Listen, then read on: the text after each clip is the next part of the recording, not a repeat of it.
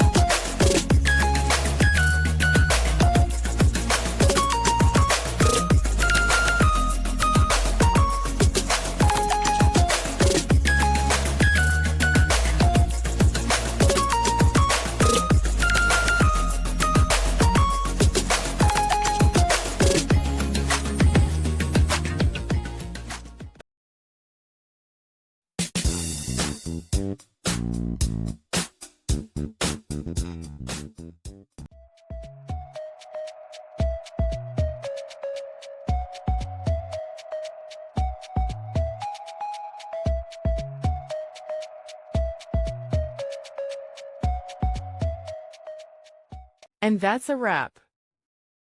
I hope you found the answer you were looking for.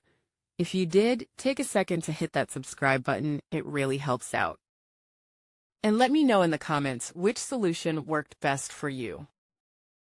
See you next time in the debug zone.